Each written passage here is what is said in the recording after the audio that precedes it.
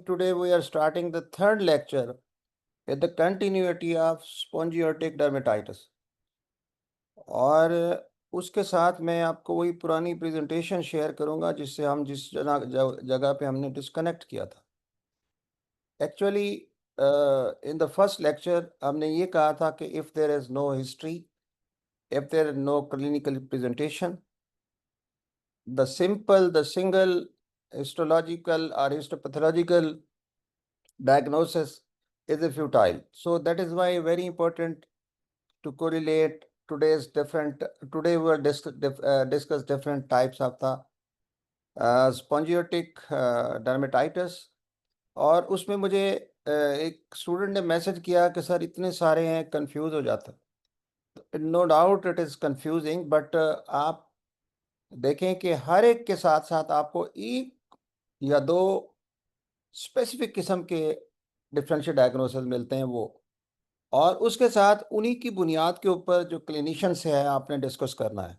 Because without clinical presentation with clinical history, histopathological diagnosis, I do not believe on it.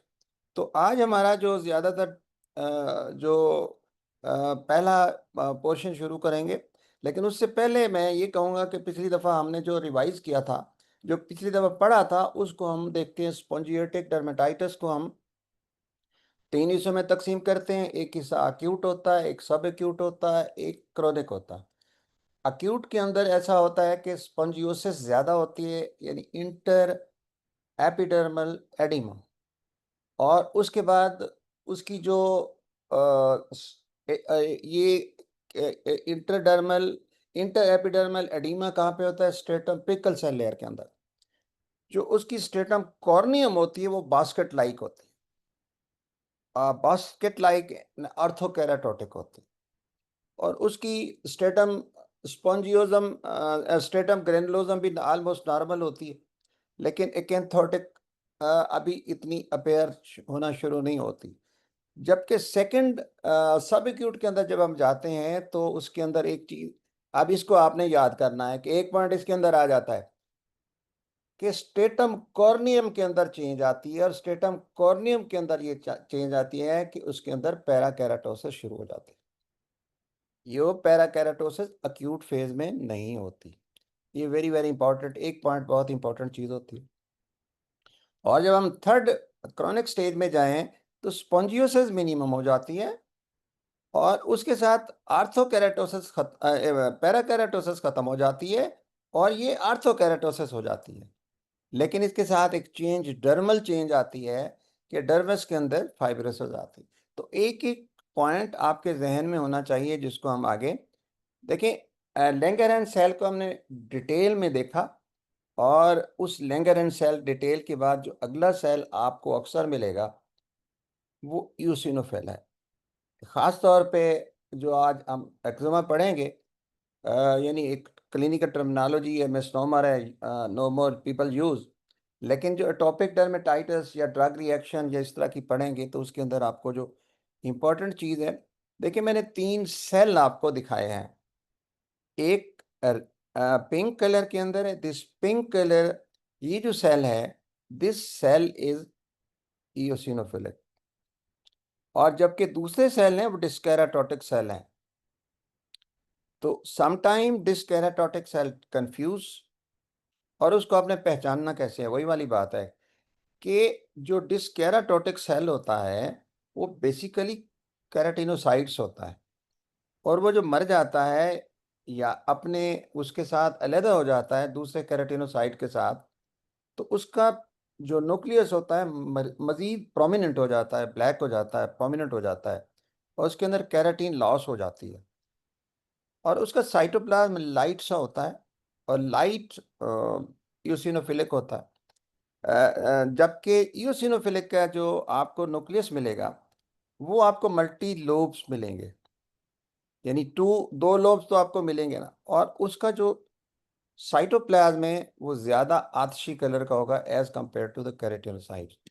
तो ये एक cell होता है। अब ये है कि ईओसिनोफिलिक सेल जो हैं वो मुख्तलिफ, ये डिफरेंशियल डायग्नोसिस हैं कि इन कंडीशंस में आ सकता है, और इन कंडीशंस को हमने अपने एक्जिमा से और दूसरे ड्रग रिएक्शन से या दूसरों से डिफरेंट हिस्ट्री के साथ, क्लिनिकल प्रेजेंटेशन के साथ और उसकी डिफरेंट डायग्नोसिस के साथ डायग्नोज करना। सपोज ऑटोइम्यून बुलस है, that is a different condition, लेकिन उसके ऑटोइम्यून बुलस के बाद का जो इनिशियली पिक्चर्स होती है वो इसके साथ मिमिक कर रही होती है। दैट वी विल डिस्कस इंशाल्लाह लेटर ऑन।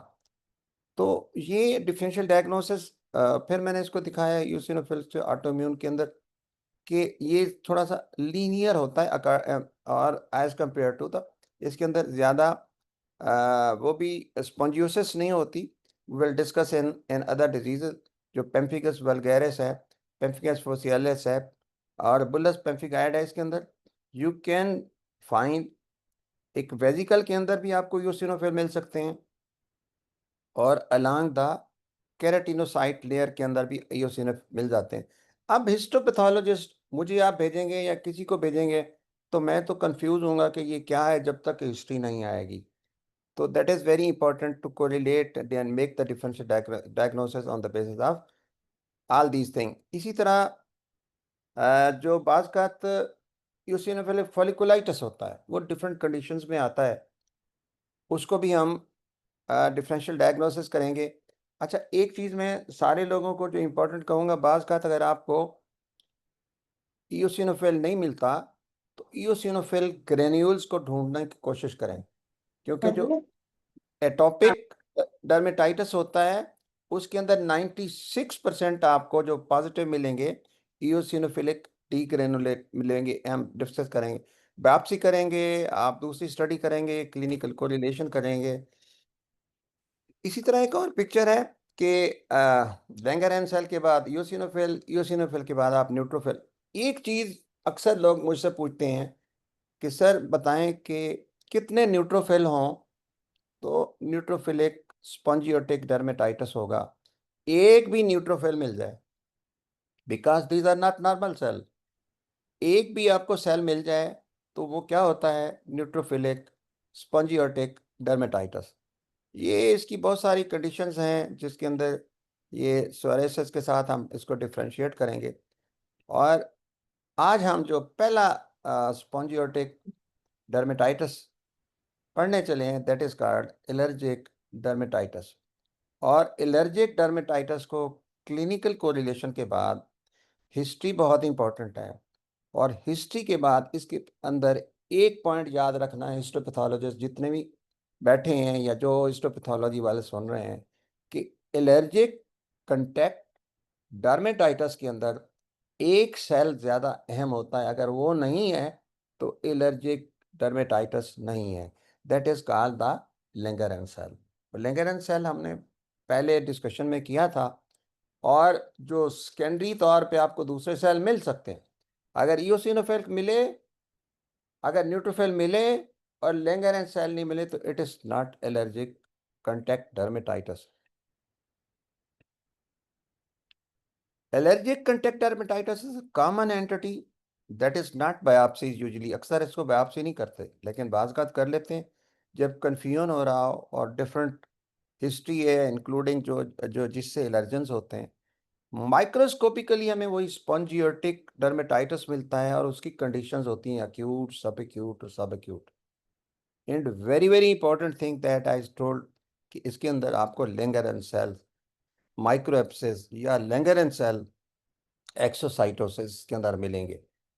और करेक्ट ये जो इसके हिस्टोपैथोलॉजी वालों के साथ मैंने के लिए जो हिस्टोपैथोलॉजिस्ट बैठे हैं कि ये एक पेपर है, आर्टिकल है, इस आर्टिकल को ज़रूर पढ़ें। इस आर्टिकल के अंदर एलर्जिक कंटैक्ट डर्मेटाइटिस के अंदर आपको जो चीज़ें मिलेंगी। अच्छा, एक वेरी इंपॉर्टेंट थिंग है कि एलर्जिक कंटैक्ट डर्मेटाइटिस के अंदर डर्मिस के अंदर सेल होंगे लेकिन आपने ढूंढना है एपिडर्मिस के अंदर। अगर एपिडर्मिस के अंदर ये सेल नहीं है तो फिर इसका मतलब है कि देयर इज समथिंग एल्स, कोई और चीज़ है। इसको मैं अब आप दिखाने की कोशिश करूंगा कि क्या है। This is Langerhans cell microabscess. आप इसमें देखें कि ये बड़े सेल हैं, रेनिफॉर्म सेल हैं ये, और ये किडनी शेप की तरह है, ये भी किडनी शेप की तरह है। एक इसके साथ दूसरे सेल भी बड़े हैं, न्यूट्रोफिल वगैरह, और उसके साथ, बट इसको आपने एलर्जिक डर्मेटाइटिस बनाने के लिए इन सेल को ढूंढना है। आपको वही मिलेंगे कि स्पॉन्जियोसिस भी है, आपको हाइपरग्रेनुलोसिस भी है। आप ये कौन सी स्टेज है इसको आपने खुद ढूंढना है इसके अंदर, कि इसको माइक्रो एब्सेस। आपको ये नज़र आ गया, ये पॉइंट समझ आ गया कि एलर्जिक कंटैक्ट डर्मेटाइटिस के अंदर हमें जो इम्पोर्टेंट चीज़ ढूंढनी है वो लैंगरहैंस सेल है। लैंगरहैंस सेल इकट्ठे हो जाएं तो उसको माइक्रो एब्सेस होती है। अगर लैंगरहैंस सेल अलहदा अलहदा पड़े हों और इन्फिल्ट्रेट कर रहे हो तो उसको एक्सोसाइटोसिस कहते हैं। ये उसके डिफरेंट फीचर्स हैं जो लैंगरहैंस सेल की डिटेल में हम पढ़ चुके हैं कि लैंगरहैंस सेल का किस तरीके से। हाँ, इसके साथ इसको जैसे दूसरी हिस्ट्री के साथ, इम्यूनो हिस्ट्री के साथ ये देखना है कि वाकई लैंगरहैंस सेल है या कोई और सेल है। लैंगरहैंस सेल वही मैक्रोफेज से अराइव करते हैं, बाज़ का एपिथेलियल सेल से भी मिमिक कर रहा होता है, बाज़ का ट्यूबरकुलोसिस के साथ भी मिमिक कर रहा होता है। इसलिए इसको फर्दर डिफ्रेंशिएट करने के लिए हमें S101 प्रोटीन और CD1A इम्यूनोहिस्टोकेमिस्ट करते हैं, जो कि जबकि एपिथेलियल सेल और बाकी सेल नेगेटिव होते हैं। अच्छा, इसके बाद ये देखें कि मैंने इसको ये आपकी क्रोनिक स्टेज है। क्रोनिक स्टेज के अंदर डर्मल फाइब्रोसिस है, और उसके अंदर ये ऊपर देखें तो ये ज़रा मैंने हाईलाइट किया, तो इसके अंदर आपको मुख्तलिफ सेल मिल रहे हैं, लैंगरहैंस सेल भी मिल रहा है, ईओसिनोफिल भी मिल रहा है। इसके बाद ये ज़रा क्लियर कट का पिक्चर है, that is the Langerhans cell. अगर फिर कन्फ्यूजन हो तो फिर आप उसको इम्यूनोहिस्टोकेमिस्ट्री कर देते। इस तरह का एक और डर्मेटाइटिस है, ये भी बहुत कम बायोप्सी किया जाता है, लेकिन इसके अंदर भी आपको स्पॉन्जियोटिक डर्मेटाइटिस मिलेगा, हिस्ट्री ज़रूर मिलेगी। History is very important. Attribute favourable irritant dermatitis, allergic dermatitis, ये भी उसी तरह की पिक्चर होती हैं। और इसके अंदर आपको एक बहुत इंपॉर्टेंट चीज़ जो डिफ्रेंशिएट करेगा एलर्जिक से, कि इसके अंदर आपको नेक्रोसिस मिलेगी।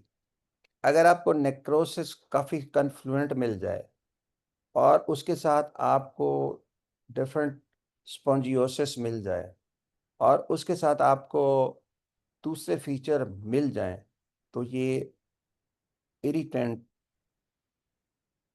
डर्मेटाइटिस है, कंटैक्ट डर्मेटाइटिस है। ये वही उसकी पिक्चर ही है, लेकिन इसके साथ ज़रा नेक्रोसिस बढ़ सकती है, अल्सर भी बढ़ सकती है। ये spongiosis, acanthosis, severe intercellular oedema, Langerhans cell collection, eosinophilic. हाँ, इसके साथ एक और इम्पॉर्टेंट चीज़ हो सकती है, फोलिकुलर स्पॉन्जियोसिस, जो पहले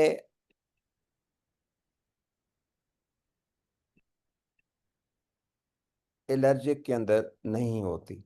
मैं कोशिश करूंगा कुछ डिफरेंशियल डायग्नोसिस आपको बताता चलूं, एक एक पॉइंट आपको दिखाता चलूं, कि जिससे कहीं पे हिस्टोपैथोलॉजिस्ट, डर्मेटोलॉजिस्ट की कहीं हेल्प कर सके। तो ये एक फॉलिकुलर आगे जो इम्पोर्टेंट चीज़ है जिसके अंदर बहुत कन्फ्यूजन किया जाता है, दैट इज एटोपिक डर्मेटाइटिस। तो अब इसको एक्जिमा बोलते हैं और मुख्तलिफ टर्मिनोलॉजी बोलते हैं। ये वाहिद डिजीज़ है जो बचपन में मैं सुनता था और मिस डायग्नोसिस होती थी। हकीमों के पास लोग जाते थे सारी सारी ज़िंदगी, लेकिन इट इज़ ए ट्रीटेबल अगर आप इसकी हिस्ट्री को देखा जाए। History of the atopy is very important, chronic rubbing. बाज़ ये हिस्टोपैथोलॉजिस्ट भी इसको लिचन सिम्प्लेक्स क्रॉनिकस में वो डायग्नोज कर लेते हैं, लेकिन अगेन इसकी एसोसिएशन और इसकी हिस्ट्री और इसका बहुत इंपॉर्टेंट होती है। और इसके अंदर different, this is A chronic eczematous dermatitis that runs in families and associated with allergic rhinitis and asthma। ये लीनियर सी पिक्चर होती है। ये इसकी डिफरेंट गर्दन के ऊपर भी हो सकती है, आपकी बॉडी के ऊपर हो सकती है। इसके बाद ये डिफरेंट पिक्चर्स है जिसके अंदर आपको अब इसके अंदर पैथोलॉजिस्ट क्या करता है? It is a frequent biopsy, it is not frequent biopsy, may be debatable. इसके अंदर जो आपने वही देखना है कि क्या इसके अंदर वो जो ईओसिनोफिल की इम्पोर्टेंट चीज़ पहले पहली पिक्चर में बताई थी कि आपने इसके साथ ये देखना है कि क्या लेंग एटोपिक डर्मेटाइटिस के अंदर लैंगरेन सेल मिल सकते हैं, लेकिन it these are not important. इसके साथ आपको ईओसिनोफिल और ईओसिनोफिल की डीग्रेनुलेशन मिलेगी। ये आपको दिखाऊंगा, ये जनरल पिक्चर है, आप देखें। अगर आपको बायोप्सी भेजते हैं और if you are not sending the differential diagnosis, you are not sending me the history, मैं तो इसको सिंपल सी डायग्नोसिस करके वो बता दूंगा इसके अंदर क्या क्या पिक्चर आती है। ये आप देखें कि इसके साथ हाई किया है मैंने कि स्पॉन्जियोसिस आ गई। स्पॉन्जियोसिस के साथ आपको कुछ सेल ऐसे हैं कि जो ईओसिनोफिलिक हैं, जो ऊपर की तरफ बढ़ रहे हैं, हाइपरग्रैनुलोसिस भी आ रही। अब ये पिक्चर दिखाने की कोशिश करूंगा, ये वाली। ये मैं इसको, ये ये ये ये है ईओसिनोफिलिक डीग्रेनुलेशन, ईओसिनोफिलिक ग्रेन्यूल्स। बाज का तो ऐसा होता है कि ईओसिनोफिल नहीं होते, लेकिन ईओसिनोफिलिक ग्रेन्यूल्स बहुत इंपॉर्टेंट होते हैं। ये कहीं पे मुझे ईओसिनोफिल भी मिल रहे हैं, ये एक ईओसिनोफिल हो सकता है। और इसके साथ ये देखें ईओसिनोफिलिक, ये हो सकता है।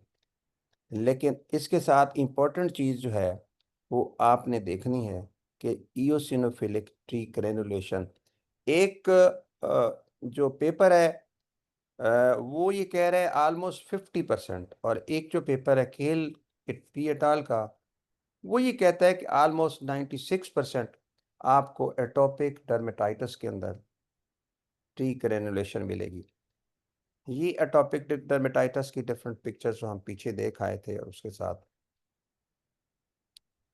अच्छा, एटॉपिक डर्मेटाइटिस के अंदर जो एक और चीज नजर आ रही है मुझे, जैसे जैसे फॉलिकुलर डर्मेटाइटिस, इसके साथ पेपुलर एटॉपिक डर्मेटाइटिस, कि इसके अंदर क्या मिलता है आपको? जो फॉलिकल्स हैं, वो फॉलिकल्स के अंदर आपको ये इयोसिनोफिल मिलेगा। ये मैं आपको ये इसको फिर हाईलाइट करता हूँ। ये ये इयोसिनोफिल के अंदर आपको ये फॉलिकल्स है, इसके अंदर आपको, और ये आपको एक हाइपर केराटोसिस सी मिल रही है। इसको मैं आगे आगे अगली पिक्चर में जाकर दिखाता हूँ कि ये फॉलिकल्स हैं, और फॉलिकल्स के अंदर आपको प्लगिंग कैराटीन की भी मिल रही है, और कैराटीन जो है, और नीचे उसके साथ डिफरेंट सेल्स भी आपको मिल, ये इसको हाईलाइट किया है। दिस इज फॉलिकुलर स्पॉन्जियोटिक डर्मेटाइटिस, आप इसको इनफंडिबुलर फॉलिकुलाइटिस भी कहते हैं। इनफंडिबुलर इसको फिर लोकेशन ऑफ द शोल्डर पैराकेराटोसिस और स्पंजियोसिस, और उसके साथ आपको ये केराटीन के डिफरेंट वो मिल रहे हैं। अच्छा, ये मेरे ख्याल है कुछ सेल ऐसे मिले कंफ्यूज करेंगे ये, क्योंकि इसको मैं ये हटा दूँ।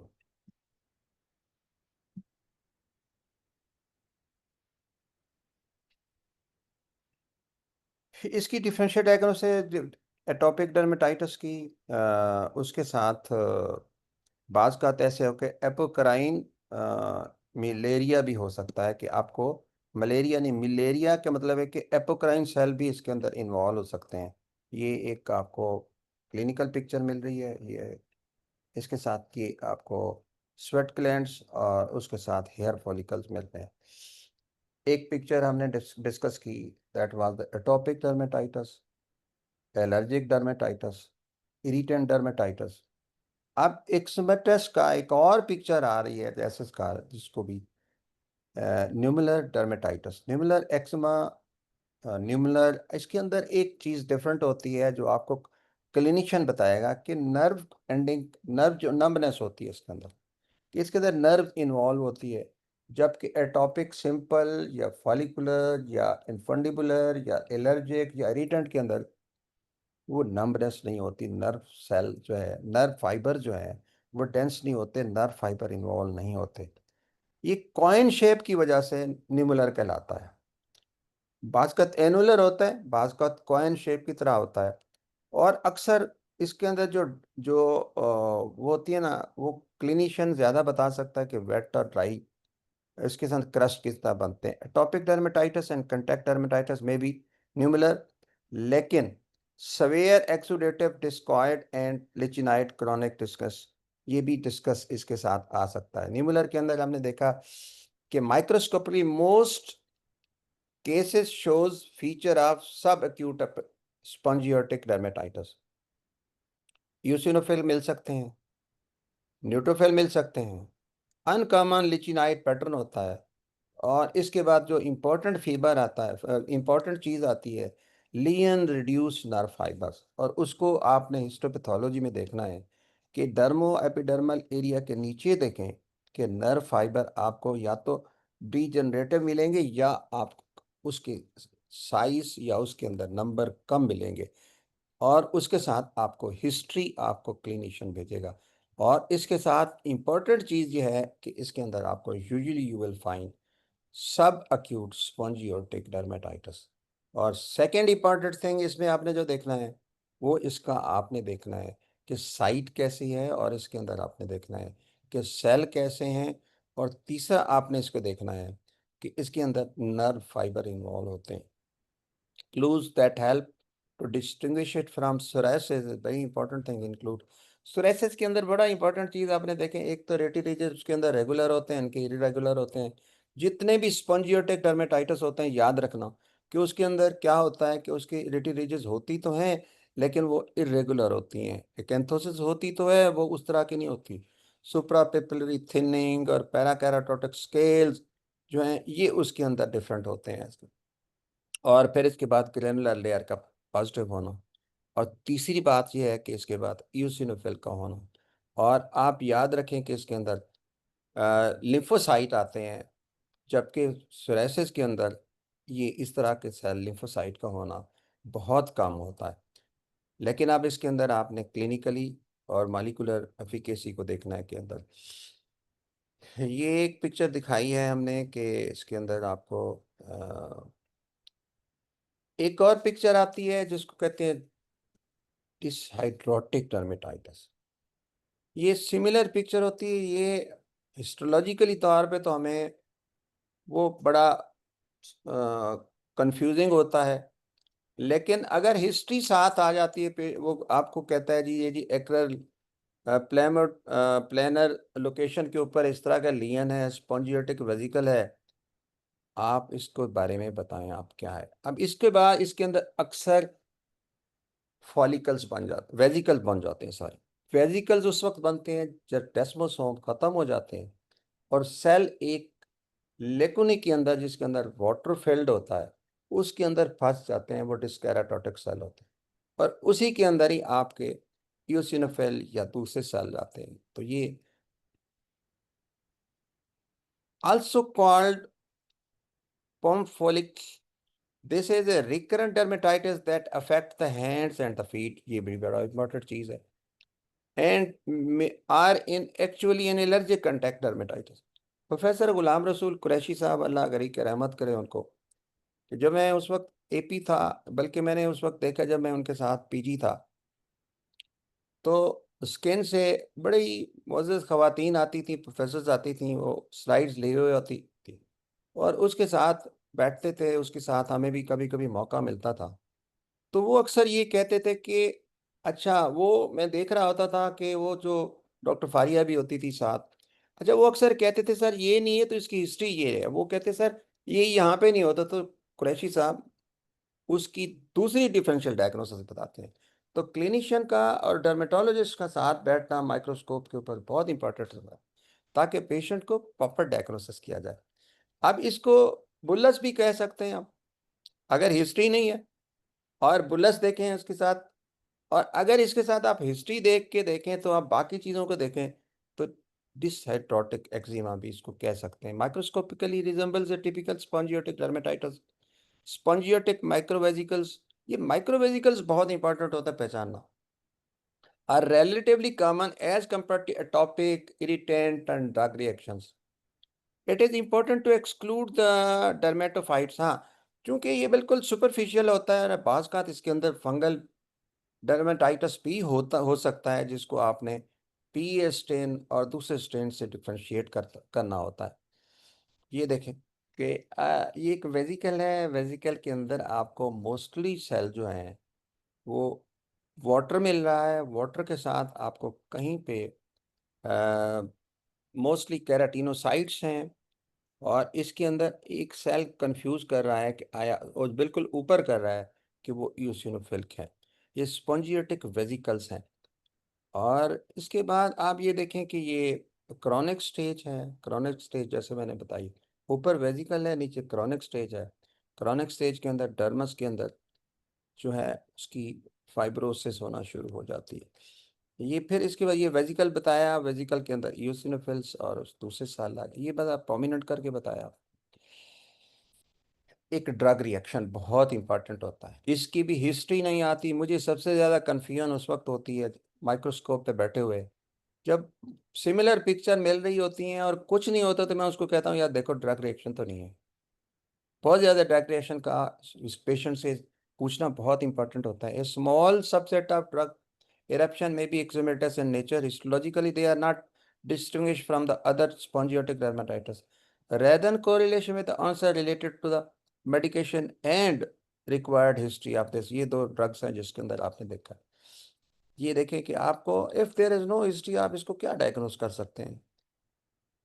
ये देखें कि ऊपर जो एक्रोसरेंजियम के अंदर भी वो जो अभी दिखाता हूँ बाज़ का, ये नीचे से आ रहा है, इओसिनोफिल आ रहा है। और ये हिस्टोपैथोलॉजिस्ट ने हर चीज़ को देखना होता है, एपिडर्मिस को देखना होता है, इसके बाद उसने हेयर फॉलिकल्स को देखना होता है, इसके बाद उसने एपोक्राइन एक्राइन स्वेट ग्लैंड्स को देखना होता है, इसमें डर्मा एपिडर्मल जंक्शन को देखना होता है, और इसके बाद उसने डर्मिस को देखना होता है। और इसके अंदर जो इंपॉर्टेंट चीज़ है, आपको डायलेटेड ब्लड वेसल मिलेंगी, और डायलेटेड ब्लड वेसल के साथ है ना, आपको क्योंकि वही जो शानी आपको नहीं मिलेगा रहता ब्लड, है। एक्स्ट्रावेजेशन ऑफ द ब्लड मिलेगा।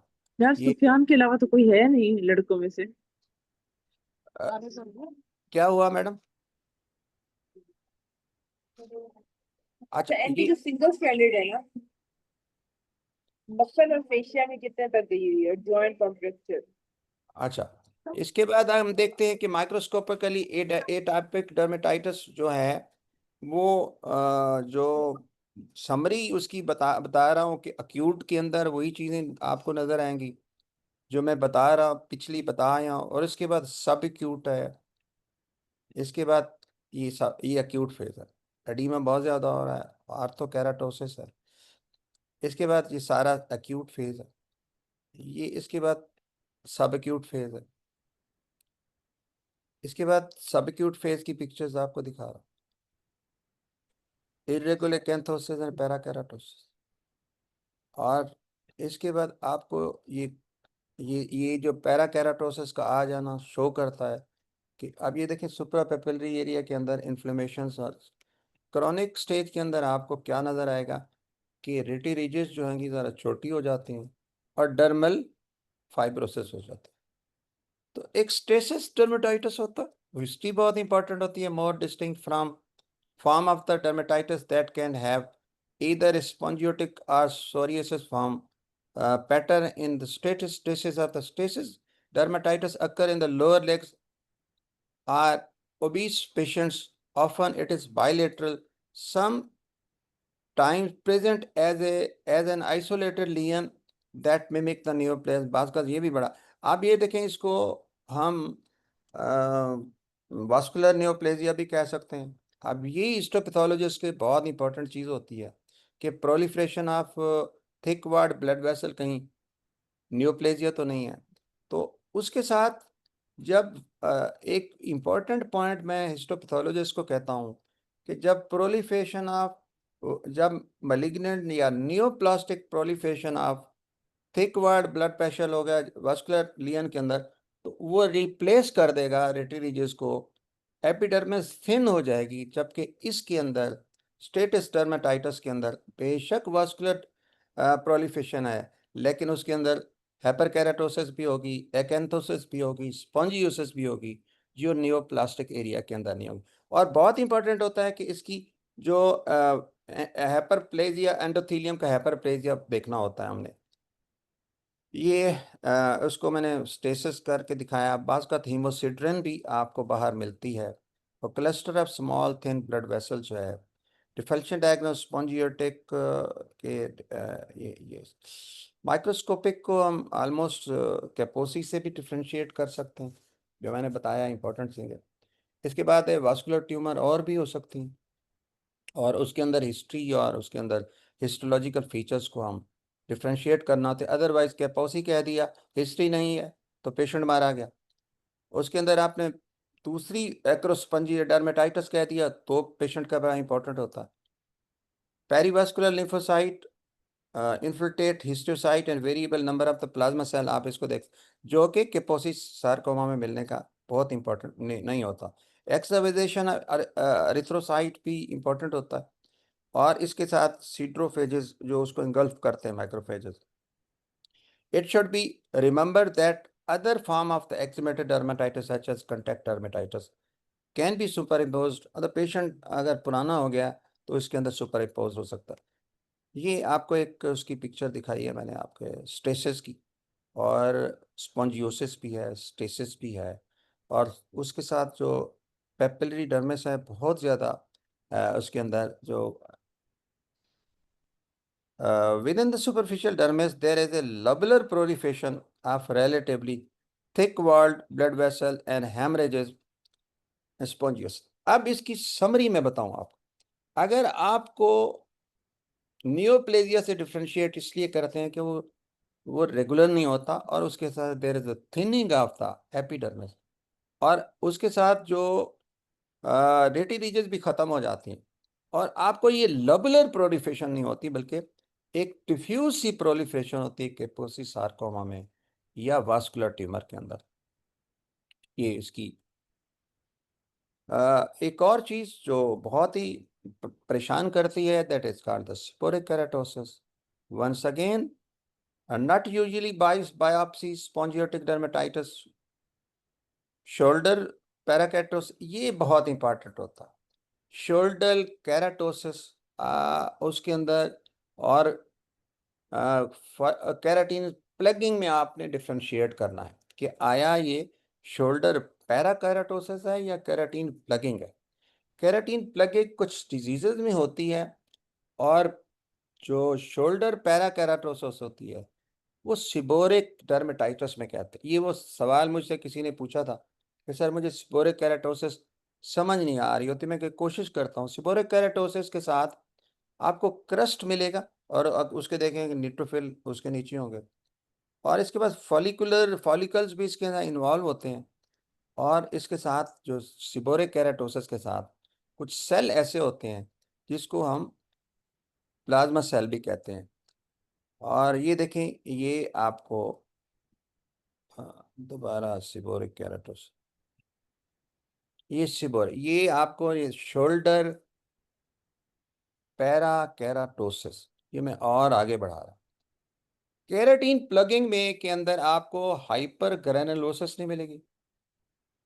पैरा केराटीन प्लगिंग के अंदर आपको जो पैराकेराटोटिक सेल नहीं मिलेंगे। तो ये डिफ्रेंशिएट आपने करना है सिबोरिक केराटोसिस को और प्लाज्मा सेल।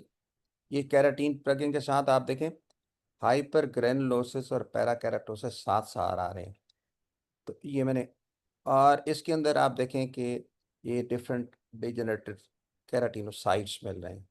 तो केराटिन प्लगिंग के अंदर आपको ये इंपॉर्टेंट चीज़ नहीं मिलेगी। सिबोरिक डर्मेटाइटिस के साथ आपको एक और चीज़ जो फॉलिकल्स हैं, वो ये फॉलिकल्स भी इन्वॉल्व होता है, हेयर फॉलिकल्स। ये भी एक और डर्मेटाइटिस होता है, बड़ा कम डायग्नोसिस होता है, लेकिन इसके अंदर इम्पॉर्टेंट चीज़ होती है कि लिम्फोसाइट रिएक्शन ज़्यादा इम्पॉर्टेंट होता है। इसको अंदर आपने डिफ्रेंशिएट करना होता है, कहीं लिम्फोमा तो नहीं है। और आपको जो मैंने बताया था कि एक्सोसाइटोसिस और एपिडर्म और ट्रॉपिज्म दो डिफरेंट चीजें होती हैं, उसको आपने देखना होता है। फोटो एलर्जिक डर्मेटाइटिस के अंदर जो इम्पोर्टेंट चीज होती है वो हिस्ट्री होती है, और हिस्ट्री के साथ बाकी फाइंडिंग्स आपको वही मिलती हैं। इयोसिनोफिल्स कम होते हैं, और ये आपको photo allergic history is very important. और नेक्रोटिक केराटिनोसाइट्स आपको इंपॉर्टेंट मिलेंगे, ये आपको नेक्रोटिक केराटिनोसाइट्स मिल रहे हैं। आर्टिकेरिया भी बड़ा कम ही डायग्नोस होता है, बायोप्सी होती है, हिस्ट्री बहुत इंपॉर्टेंट होती है। और उसके साथ आपको हिस्ट्री के साथ बाकी चीज़ों को कोरिलेट करना होता है कि स्पॉन्जियोटिक है या समथिंग एल्स। ये अर्टिकेरिया के अंदर डिफरेंट स्टेजेस। एक फंगस हो सकता है, फंगस डर्मेटाइटिस भी कंफ्यूज करता है, उसके साथ आपने इसको डिफरेंट स्टेन से वो करना होता है, पीएच स्टेन, और उसके साथ एक और डिफरेंशियल डायग्नोसिस एक्जिमा की पिटियसिस रोज़िया। और ये ऐसे फ्लावर की तरह होते हैं, hard patches characterised by distinctive rash, generalised papulosquamous eruption, कैप्स आपका। ये आज हिस्टोपैथोलॉजिस्ट के लिए और डर्मेटोपैथोलॉजिस्ट के लिए इंपॉर्टेंट चीज़ है। अगर ये मिल जाए तो ये पिटियोसिस है, प्लस आपके साथ ये आपने अगले चलते हैं कि लिम्फोसाइट भी हो सकते हैं, एक्स्ट्रा विजिट आरबीसी भी हो सकता है डिफरेंट कंडीशन के अंदर। देखें, ये एक इंपॉर्टेंट चीज़ है जो बाकी जगह पे नहीं हो, एक कैप से ही बन जाती है पैराटोटिक। और एक और पिक्चर देखें, ये एक्स्ट्रा आरबीसी भी हैं और कैप भी है। ये ऊपर जो ये पैराकेराटोसिस है, जॉइंट सेल नहीं है। याद रखना एक चीज़ हिस्टोपैथोलॉजी वाले, कि कैरेटिस्ट्रेटम कॉर्नियम के अंदर जॉइंट सेल नहीं होता। अगर कॉर्नियम के अंदर आपको जॉइंट सेल मिल रहा है तो वो पैराकेराटोटिक होता है, कोई किसी वजह से भी हो सकता है, उसको आपने डिफरेंट। अच्छा, ये पिट्रियसिस के अंदर होता है, बाकी किसी कंडीशन में नहीं होता कि पैराकेराटोटिक टूटता है और ऐसे उठता है जैसे आप किसी चायदानी का ढकना उठाते हैं। इसको कहते हैं टी स्पॉट साइन, जो किसी और कंडीशंस में नहीं होता। इसको ये देखें, जैसे सल्यूट कर रहा है आप एक को, आपको एक फौजी सल्यूट करता है, तो ये कैराटीन टूट के ऊपर उठती होती है, लेकिन वो पैरा कैराटोटिक होती है, ये याद रखना। लास्ट बट नॉट लीस्ट, ये एक ऐसी प्लास्टिक कैराटाइटिस होता है, सबसेट होती है उसी तरह का, इसकी भी हिस्ट्री बहुत इंपॉर्टेंट होती है। इसके अंदर भी आपको स्पॉन्जियोटिक डर्मेटाइटिस मिलता है, और इसके अंदर भी आपने हिस्ट्री को ज़्यादा इम्पोर्टेंट फीड करना होता है, उसके साथ आपने इसको कोरिलेट करना होता है कि ये इसकी जो चीज़ें डिफरेंट आपको मिलेंगी, ये पैराकेराटोसिस, हाइपरग्रेनुलोसिस, ये इसकी डिफरेंट। ये देखें, एक कैराटीन प्लग आती है, पैराकेराटिन प्लग आती है। तो समरी आप स्पॉन्जियोटिक dermatitis, as a general rule, pathologists can render only a descriptive diagnosis of the spongiatic dermatitis because the histological features themselves are not specific. ये बहुत इंपॉर्टेंट चीज़ें आपको वो याद रखना है। That being said, it is important to exclude more specific diagnoses such as psoriasis and dermatophyte infections, which can have overlapping features and discuss later on. Inshallah. इंशाल्लाह ज़िंदगी रही तो अगली दफ़ा हम सोराइसिस को डिस्कस करेंगे। If information is known about clinical presentation, a more specific diagnosis can be significant. Attempting to distinguish various clinical subset, ये आपको important होता है, based on the histological feature alone it is futile. ये paper है, इस paper को भी पढ़ सकते हैं आपको। अब मैं सारे लोग माइक को ऑन कर लें, क्वेश्चन आ रहा है, इस क्वेश्चन के ऊपर आपने देखना है कि हम जो पढ़ चुके हैं वो आपके जहन में कितना गया। What is the gold standard for establish diagnosis for the allergic dermatitis. मैं पढ़ाया हूँ कि एक गोल्ड स्टैंडर्ड है, उस गोल्ड स्टैंडर्ड को आपने याद, A endoscopy, B patch testing, C serum histamine level, D skin biopsy, E patch testing. Oh, हाँ हाँ, गुड। अच्छा, इसके अंदर मुझे आप डॉक्टर सुनहरा ये बताएं कि इसके अंदर एक खास सेल होता है उस जाके फिर एलर्जिक डर्मेटाइटिस, वो कौन सा सेल होता है? eosinophils। एपिथेलियल सेल, सॉरी, अपना लैंगरहैंस सेल। ठीक है, ये लैंगरहैंस सेल की पिक्चर है, ये इसकी स्कैन बायोप्सी, इसके मैंने आपको इसको पढ़ ले। अगला सवाल हम पढ़ते हैं PS10, इसको डिफरेंशियल डायग्नोस करते हैं, ए क्यों नहीं है, बी क्यों नहीं है, सी क्यों नहीं है, डी क्यों नहीं है। वो सवाल आपका बिल्कुल ठीक था। और इसके बाद दूसरा सवाल हम चलते हैं, ये एक पिक्चर दिखाई है हमने, इसके अंदर ये बताएं कि कोई इसकी डिस्क्रिप्शन बता दे इस पिक्चर की।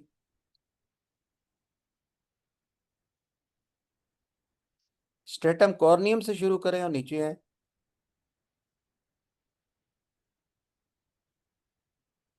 नंबर 1, कॉम्पैक्ट, या इसको ऑर्थोकेराटोटिक स्ट्रेटम कॉर्नियम। फिर इसके नीचे है तो स्पॉन्जियोटिक चेंजेस हैं डर्मिस के अंदर, सॉरी एपिडर्मिस के अंदर। और फिर और नीचे हैं तो रिटी रीजेस कम हो गई हैं, और फाइब उसको देखें कि कोलेजनाइजेशन ज़्यादा बढ़ रही है।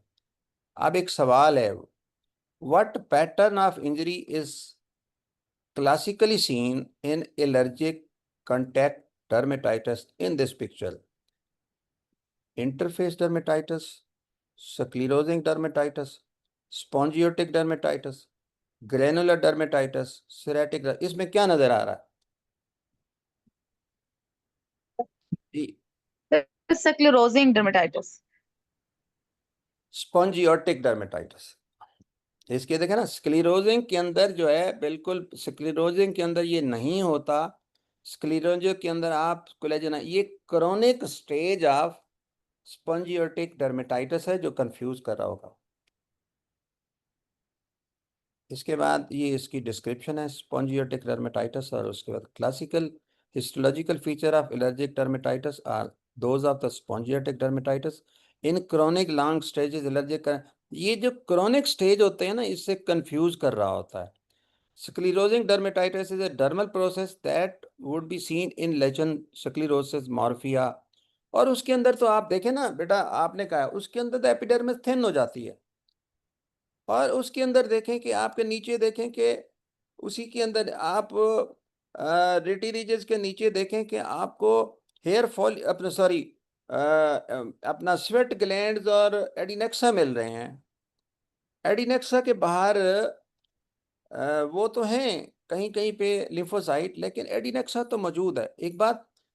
और स्क्लेरोटिक डर्मेटाइटिस एक एक ऐसी होती है, एक शीट इओसिनोफिलिक आपको मिलेगी कि टाइप 1 और टाइप 3 कोलेजन होता है, वो बिल्कुल इन चीज़ों को रिप्लेस कर देता है। इंशाल्लाह हम वही पढ़ेंगे इंशाल्लाह। इन इंटरसेल डर्मेटाइटिस भी is seen autoimmune connective tissue disease, drug reaction, erythema multiforme, और ये सारी चीज़ों को देख के thank you very much for today's session. और इसके साथ अगर आपको कुछ सवाल है तो हम इसको डिस्कस कर लेते हैं। कोई चीज़ पूछनी हो तो भी बता दें, कोई चीज़ समझ ना आई हो तो भी बता दें।